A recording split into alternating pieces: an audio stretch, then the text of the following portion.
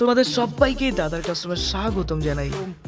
ষষ্ঠ শ্রেণী ইতিহাস ফাইনাল পরীক্ষার প্রশ্নপত্র ক্লাস 6। দেখো তোমাদের জন্য ফাইনাল পরীক্ষার ইতিহাসের প্রশ্নপত্র নিয়ে এসেছি। দেখো ফাইনাল পরীক্ষায় তোমাদের নাম্বার থাকবে 70, সময় থাকবে 2 ঘন্টা 30 মিনিট। এবার একে দেখো বলেছে সঠিক উত্তর নির্বাচন করো, 6টি প্রশ্ন 6 নাম্বার। এবার একের 1 বুদ্ধচরিত কাব্যটি লিখেছেন, অপশনে আছে দেখো অশ্বঘোষ, চাণক্য, বাণভট্ট। বুদ্ধচরিত কাব্যটি লিখেছেন, দেখো উত্তর হবে অশ্বঘোষ। তুমি শর্ট প্রশ্নগুলো মিলাবা যে তোমার কতগুলো সঠিক হচ্ছে, হ্যাঁ। তো সেইভাবে নিজের প্রিপারেশনটা করবে, আর একটা বেটার থেকে বেটার রেজাল্ট কিন্তু তুমি অবশ্যই করবে। এটা মক টেস্ট হিসেবে তুমি নিতে পারো। 2 নম্বর, দক্ষিণ ভারতের একমাত্র মহাজন পদ ছিল অসমক, অবন্তী, কৌশল। সঠিক উত্তর হবে অসমক। 3 নম্বর, পৃথিবীতে প্রথম কার্পাস চাষ হয় মিশরে, হরপ্পাতে, মেহেরগড়ে। পৃথিবীতে প্রথম কার্পাস চাষ হয়েছিল মেহেরগড়ে। 4 নম্বর, হর্ষচরিত লিখেছেন বাণভট্ট, শিলভদ্র, কৌটিল্য। হর্ষচরিত লিখেছেন বাণভট্ট। এরপরে 5 নম্বর, সিন্ধু সভ্যতার জাহাজ ঘাঁটি ছিল রূপারে, কালীবঙ্গানে, লোথালে। সঠিক উত্তর হবে দেখো লোথালে। 6 নম্বর, হোমো হ্যাবিলিস কথার অর্থ বুদ্ধিমান মানুষ, এর থেকে মানুষ দক্ষ মানুষ। সঠিক উত্তর দক্ষ মানুষ। এরপরে এক কথায় উত্তর লেখো, 12টি প্রশ্ন 12 নম্বর। 2-এর 1 নম্বর, মুদ্রা রাক্ষস কার লেখা? মুদ্রা রাক্ষস হলো বিশাখা দত্তের লেখা। 2 নম্বর, বরাহ মিহিরের লেখা বইটির নাম কি? উত্তর হবে পঞ্চ সিদ্ধান্তিকা। 3 নম্বর, কোন ফরাসি প্রত্নতাত্ত্বিক মেহেরগড় সভ্যতা আবিষ্কার করেন? উত্তর হবে জা ফ্রাসোয়া জারিস। 6 নম্বর, ভীমবেটকা কোথায় অবস্থিত? এটা হবে ভীমবেটকা মধ্যপ্রদেশের ভোপাল থেকে কিছুটা দূরে বিন্দু পর্বতের নির্জন জঙ্গলে অবস্থিত, একদম ফাঁকা একটা জঙ্গলে কিন্তু এটা অবস্থিত। 5 নম্বর, 13 শব্দের অর্থ কি? 13 শব্দের অর্থ হলো সার সার। এবার 6 নম্বর, মেহেরগড় সভ্যতাকে তামা পাথরের যুগ বলা হয় কেন? যেহেতু মেহেরগড় সভ্যতায় তামা ও পাথর দুটোর ব্যবহারই হতো, তাই মেহেরগড় সভ্যতাকে তামা এবং পাথরের যুগ বলা হতো। তার মানে ওই সময় তামাও যেরকম ব্যবহার করা যেত, ঠিক একই রকম পাথরও মানুষ ব্যবহার করতো, তার জন্য তামা পাথরের যুগ বলে। 7 নম্বর, হরপ্পার লোকেরা কোন পশুর ব্যবহার জানতো না? উত্তর হবে দেখো হরপ্পার লোকেরা ঘোড়ার ব্যবহার জানতো না। এবার আসছি 8 নম্বরে, তাম্র ও ব্রোঞ্জ যুগের সবচেয়ে বড় সভ্যতা কি? উত্তর হবে দেখো তাম্র ও ব্রোঞ্জ যুগের সবচেয়ে বড় সভ্যতা হলো হরপ্পা সভ্যতা। 9 নম্বর, হরপ্পা সভ্যতার শিলমোহরে কিসের ছাপ পাওয়া গেছে? উত্তর হবে দেখো ষাঁড়ের ছাপ পাওয়া গেছে। 10 নম্বর, আলতামারিয়া গুহার ছাদের ছবিগুলি কত বছর আগেকার? আলতামারিয়া গুহার ছাদের ছবিগুলি প্রায় 50 থেকে 30 হাজার বছর আগেকার।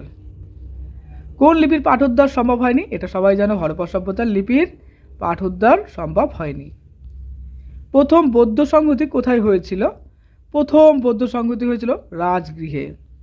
এরপরে শূন্যস্থান পূরণ করো। দেখো 8টি প্রশ্ন 8 নম্বর, অনেক শর্ট প্রশ্ন রয়েছে। 3-এর 1 নম্বর, অষ্টাধ্যায়ী লিখেছেন ড্যাশ। উত্তর হবে পাণিনি।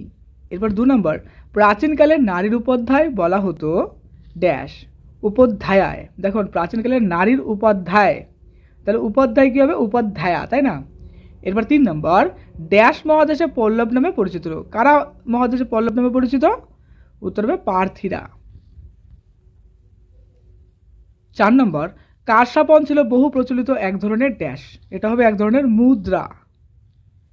5 নম্বর, গ্রিক ঐতিহাসিক হেরোডোটাস মিশরকে বলেছিলেন ড্যাশ। এটা হবে নীল নদের দান। এলাহাবাদ প্রশস্তি কে লিখেছেন? এলাহাবাদ প্রশস্তি হরি সেন লিখেছেন। শিলাদিত্য ড্যাশের উপাধি। শিলাদিত্য হলো হর্ষবর্ধনের উপাধি। 8 নম্বর, সাতবাহন বংশের প্রথম রাজার নাম কি? সাতবাহন বংশের প্রথম রাজার নাম হলো শিমুক। এরপরে সত্য মিথ্যা নির্বাচন করো, 6টি প্রশ্ন 6 নম্বর। 1 নম্বর, গ্রিক শাসক সেলুকাসের দূত মেগাস্তিনিস চন্দ্রগুপ্ত মৌর্যের সবাই গিয়েছিলেন। এটা সত্য না মিথ্যা? এটা সত্য হবে। তারপরে নাটকের পর্দাকে সংস্কৃতিতে যবনিকা বলা হয়, একদম সত্য। 3 নম্বর, সম্রাট অশোকের সময় মগধের রাজধানী ছিল লখনৌ। এটা মিথ্যা। কারণ কি বলতো? সম্রাট অশোকের সময় মগধের রাজধানীর নাম ছিল কি বলতো? পাটলিপুত্র। এবার 4 নাম্বার, জৈন ধর্মে মোট তীর্থঙ্কর ছিলেন 10 জন। এটা মিথ্যা, কারণ আমরা জানি যে জৈন ধর্মে মোট 24 জন কিন্তু তীর্থঙ্কর ছিলেন। 5 নাম্বার, হোমোসেপিয়েন্স মানুষ প্রথম আগুনের ব্যবহার শিখেছিল। এটা মিথ্যা, কারণ হোমো ইরেকটাসরা প্রথম আগুনের ব্যবহার শিখেছিলেন। এবার 6 নাম্বার, 1810 খ্রিস্টাব্দে হরপ্পা কেন্দ্রটি আবিষ্কার হয়। এটা মিথ্যা, কারণ হরপ্পা কেন্দ্রটি 1921 খ্রিস্টাব্দে আবিষ্কৃত হয়েছিল, মানে মানুষ জানতে পারে, কিন্তু সভ্যতা তো অনেক পুরাতন। 5 নাম্বার, নিচের প্রশ্নের উত্তর দাও। দেখো প্রত্যেকটির জন্য 2 নাম্বার করে রয়েছে। প্রথম প্রশ্ন 1 নাম্বার, সম্রাট অশোক উপমহাদেশের বাইরে কোথায় কোথায় ধর্ম প্রচার করেছিলেন? উত্তর হবে সম্রাট অশোক উপমহাদেশের বাইরে বৌদ্ধ ধর্ম প্রচার করেছিলেন। কোন কোন দেশে? সিরিয়া, মিশর, ম্যাসেডন, সিংহল প্রভৃতি জায়গায় অশোক দূত পাঠিয়েছিলেন। রাজগৃহে পাওয়া একটি লেখ থেকে হর্ষবর্ধনের সময় চীনের সঙ্গে দূত বিনিময়ের কথা বলে বিষয়ে জানা যায়। যাই হোক। 2 নম্বর, কত খ্রিস্টাব্দে ভীমবেটকা গুহার খোঁজ পাওয়া গেছে? এই গুহার দেওয়ালে কি কি প্রাণীর ছবি দেখা গেছে? 1957 খ্রিস্টাব্দে ভীমবেটকা গুহার খোঁজ পাওয়া গেছে। ভীমবেটকা গুহার দেওয়ালে আঁকা ছবিতে পাখি, মাছ, পুকুর, কাঠবিড়ালি, মানুষ প্রভৃতি প্রাণীর ছবি পাওয়া গেছে। 3 নম্বর, সিটাডেল কি? হরপ্পা নগরগুলিতে বসতি অঞ্চল দুটি স্পষ্ট ও আলাদা এলাকায় ভাগ করা ছিল। সাধারণত শহর থাকতো একটু উঁচু এলাকাতে। প্রত্নতাত্ত্বিকরা একেই সিটাডেল বলেন।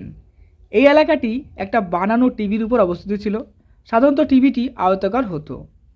এরপরে দেখো 3 নম্বর রয়েছে, হরপ্পা সভ্যতাকে প্রথম নগরায়ণ বলা হয় কেন? হরপ্পা সভ্যতার সমসাময়িক একটি সভ্যতার নাম লেখো। দেখো বলবো, ভারতীয় উপমহাদেশে হরপ্পা সভ্যতাকে প্রথম নগর গড়ে উঠেছিল হরপ্পাতেই, তাই হরপ্পা সভ্যতাকে প্রথম নগরায়ণ বলা হয়। তার মানে কি, হরপ্পাতে প্রথম যেহেতু নগর গড়ে উঠেছিল, সেজন্য হরপ্পাকে নগরায়ণ সভ্যতা বলা হয়। হরপ্পা সভ্যতার সমসাময়িক একটি সভ্যতার নাম হলো, মানে ওই সময়কার আরেকটা সভ্যতার নাম কি, সেটা হচ্ছে মেসোপটেমিয়া সভ্যতা। এরপরে 4 নম্বর, দিগম্বর বলতে কি বোঝো? দক্ষিণাত্যে চলে যাওয়া জৈন সন্ন্যাসীদের নেতা ছিলেন ভদ্রবাহু।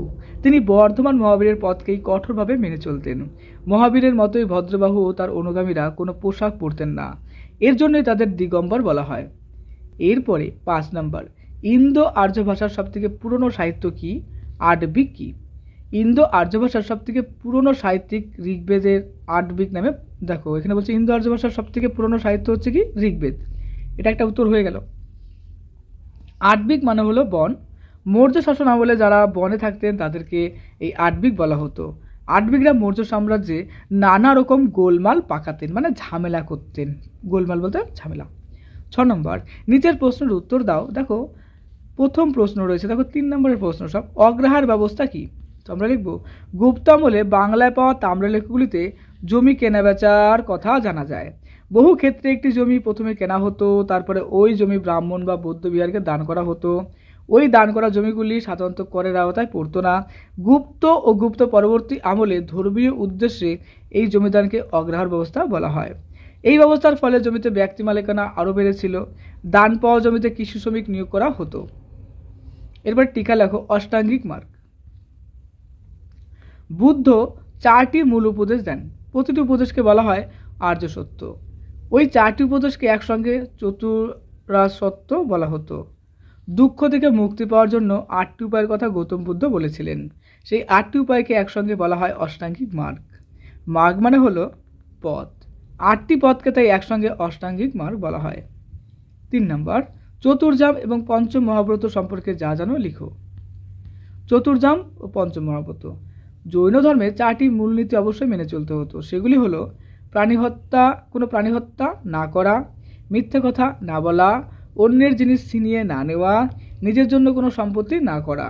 পার্শ্বনাথ এই 4টি মূলনীতি মেনে চলার নির্দেশ দিয়েছিলেন। এই নীতি 4টিকেই একসঙ্গে চতুর্জাম ব্রত বলা হয়। মহাবীর এই 4টি নীতির সঙ্গে আরও একটি নীতি যোগ করেন। তার মতে ব্রহ্মচর্য নীতিও জৈনদের মেনে চলা উচিত। এই 5টি নীতিকে একসঙ্গে পঞ্চম মহাব্রত বলা হয়। 4 নম্বর, বৌদ্ধ ধর্মগ্রন্থের নাম কি? এর কয়টি ভাগ রয়েছে? প্রত্যেক ভাগের নাম লিখো। দেখো বৌদ্ধ ধর্মগ্রন্থের নাম হলো ত্রিপিটক। এর 3টি ভাগ রয়েছে, যথা সূত্র পিটক, বিনয় পিটক এবং অভিধর্ম পিটক।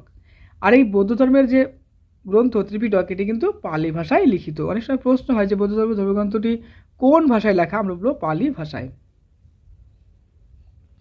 5 নম্বর, হরপ্পা সভ্যতাকে তামা ব্রোঞ্জ যুগের সভ্যতা বলা হয় কেন?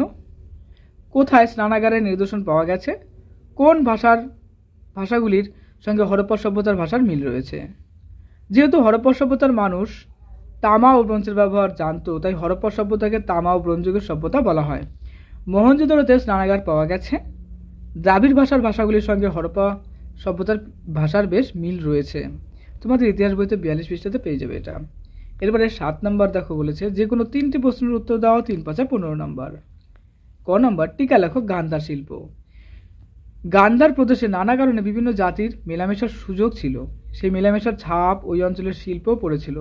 বৌদ্ধ ধর্মকে ঘিরে গান্ধার শিল্প গড়ে উঠেছিল। আগে বুদ্ধের মূর্তি বানানো ও পুজো করা নিষিদ্ধ ছিল। গান্ধারের শিল্পীরা নতুন ধরনের বুদ্ধ মূর্তি তৈরি করেন। নাক টিকালো, টানা ভুরু ও আধবোজা চোখ মূর্তিগুলির বৈশিষ্ট্য ছিল। মূর্তির পায়ের জুতোগুলো রোমান জুতোর মতো দেখতে হতো। সোনালি রঙের ব্যবহারের মূর্তিগুলিতে দেখা যেত। সব মিলিয়ে গান্ধার শিল্পে গ্রিক ও রোমান শিল্পের ছাপ পাওয়া দেখা যায়। যদিও গান্ধার মূর্তিগুলির পেছনে ভাবনা চিন্তা ছিল ভারতীয় রীতির, পাশাপাশি ইরানীয় ও মধ্য এশীয় শিল্পের ছাপও গান্ধার শিল্পে পড়েছিল। গান্ধার অঞ্চলের ভৌগোলিক অবস্থার কারণে নানা শিল্পের প্রভাবে সেখানে মিলেমিশে হয়ে গেছিল, অর্থাৎ সব রকম শিল্প কিন্তু মিলেমিশে গেছিল। এরপরে চতুরাশ্রম সম্পর্কে যা জানো লিখো, 5 নম্বরের প্রশ্ন। পরবর্তী বৈদিক যুগে জীবনযাপনের 4টি ভাগ বা পর্যায় ছিল, যথা ব্রহ্মচর্য, গার্হস্থ্য, বানপ্রস্থ এবং সন্ন্যাস। ছাত্রাবস্থায় গুরুগৃহীকে শিক্ষালাভ করা ছিল ব্রহ্মচর্যাশ্রম। শিক্ষালাভের পর বিয়ে করে সংসার জীবন যাপনকে বলা হতো গার্হস্থ্যাশ্রম। বানপ্রস্থাশ্রম বলা হতো সংসার থেকে দূরে বনে কুঠির বানিয়ে ধর্মচর্চাকে করাকে। সবকিছু ভুলে ঈশ্বর চিন্তায় শেষ জীবন কাটানোরকে বলা হতো সন্ন্যাস আশ্রম। এই 4টি পর্যায়কে একসঙ্গে চতুরাশ্রম বলা হতো। শূদ্রদের এই জীবনযাপনের অধিকার ছিল না। এবার গ নম্বর, অশোকের ধর্ম সম্পর্কে যা জানো লিখো। ইম্পর্টেন্ট প্রশ্ন। অশোকের ধর্ম এবং বৌদ্ধ ধর্মের মূল কথায় বেশ কিছু মিল দেখা যায়, তবু ধর্ম বৌদ্ধ ধর্ম নয়, কারণ অষ্টাঙ্গিক মার্গের মতো বিষয় অশোকের ধর্মে নেই। এমনকি তাতে নেই নির্মাণ লাভের কথাও। আসলে ধর্ম কতগুলো সামাজিক আচরণের উপরই বেশি জোর দেয়। হিংসা না করা এর মূল কথা। প্রাণী হত্যা বন্ধ করার উপরেও জোর দিয়েছিলেন অশোক। এমনকি শিকার ও মাছ ধরার উপরেও তিনি নিষেধ জারি করেন। অশোক ঘোষণা করেন এক প্রাণী অন্য প্রাণীর খাবার হতে পারে না। এর পাশাপাশি দয়া, দান, সত্য কথন এইসব আচরণের কথা ধর্মে বলা হয়েছে। বাবা মা গুরুজনদের মেনে চলার কথাও ধর্মে বলা হয়েছে। এই উপদেশগুলো বিশেষ কারোর জন্য নয়, সব মানুষের জন্যই অশোক তার ধর্মের কথা বলেন। অশোক প্রজাদের নিজের সন্তান বলেছিলেন, তাই মনে করা হতো প্রজারা পিতার মতো সম্রাটকে মানবে। সম্রাটকে মেনে চলাই ছিল মৌর্য শাসনের মূল ভিত্তি বা ভিত। এবার ঘ নম্বর, প্রাচীন ভারতের জলসেচ ব্যবস্থা সম্পর্কে যা জানো লিখো। উত্তর হবে কৃষিকাজের উন্নতির জন্য প্রয়োজন ভালো সেচ ব্যবস্থা। অবশ্যই সেচ ব্যবস্থা থাকা দরকার, জলের ব্যবস্থা। প্রাচীন ভারতীয় উপমহাদেশের শাসকরা সেদিকে নজর দিতেন। নদীর জল সেচের মাধ্যমে খেতে পৌঁছে দিতে নানান উদ্যোগ নেওয়া হতো। জলসেচ প্রকল্পগুলিকে সেতু বলা হতো। এই সেতু ছিল 2 ধরনের। এক ধরনের সেতু প্রাকৃতিক জলের উৎসকে ভিত্তি করে থাকতো, আবার কৃত্রিম উপায়ে অন্য এলাকা থেকে প্রয়োজনীয় জল আনিয়েও সেতু বানানো হতো। সেতুর জল ব্যবহার করার জন্য কৃষকদের জলকর ও দিতে হতো। ধনী ব্যক্তিরা নিজেদের উদ্যোগে জলসেচ প্রকল্প তৈরি করতেন। কুষাণ আমলে সেতুর ক্ষতি করলে শাস্তি দেওয়ার কথা জানা যায়। কূপ ও বা জলাশয় বানিয়ে দেওয়া ভালো কাজ বলে ধরা হতো। এরপরে সেচ কাজে এক ধরনের যন্ত্রের ব্যবহার শুরু হয়। যন্ত্রটি চাকার মতো, তার গায়ে ঘটি লাগানো থাকতো। বড় কূপ বা জলাশয়ের যন্ত্রটি বসানো হতো। চাকাটি ঘুরিয়ে ঘুরিয়ে ঘটিগুলো দিয়ে কূপের জল বাইরে আনা হতো। তাহলে কি সুন্দর একটা সিস্টেম, তাই না? ওই যন্ত্র বানানো সরানোর কারিগরও ছিল। তার মানে কিছু লোক ওগুলো বানাতো এবং সেগুলো সারাতো, মানে সারানোর কারিগর। গুপ্ত আমলে কৃষিকাজ বাড়ার সঙ্গে সেচ ব্যবস্থার উন্নতির যোগাযোগ দেখা যায়। তাম্রলেপগুলিতে গ্রামে পুকুর বা তরাক খোঁড়ার কথা পাওয়া যায়। তাম্রলেপগুলিতে পুরাতন আমলের কিছু লিখিত বিষয়। হ্যাঁ, সেচের উন্নতিতে রাজার নজর দিতেন, পাশাপাশি ধনী ব্যক্তিরাও নিজেদের উদ্যোগে জলসেচের ব্যবস্থা করে দিতেন। মানে রাজা তো এটাতে হেল্প করতো, তার পাশাপাশি যারা সমাজে সব থেকে বড় লোক, উচ্চ শ্রেণী, মানে প্রচুর টাকা পয়সা রয়েছে, তারাও কিন্তু হেল্প করতো। মানে হেল্প টু ইচ আদার। খুব ভালো একটা সিস্টেম, তাই না? তো এই ছিল আমাদের একটি সুন্দর মডেল কোশ্চেন সেট কমপ্লিট হলো। তো কেমন হলো অবশ্যই বলবে। আর এরপরে না অনেকগুলো সেট আসবে, তাই মন দিয়ে পড়বে। আর অবশ্যই তোমরা দাদার ক্লাসরুমকে সাবস্ক্রাইব করে রেখো, আর প্লে লিস্টটাকে দেখবে ভালো করে। প্লে লিস্টে দেখবে রেগুলার ভিডিও আমি ছাড়তে থাকবো। তো খেয়াল করো, মন দিয়ে পড়ো, আর একটা বেটার থেকে বেটার রেজাল্ট করো। ওকে, বেস্ট অফ লাক।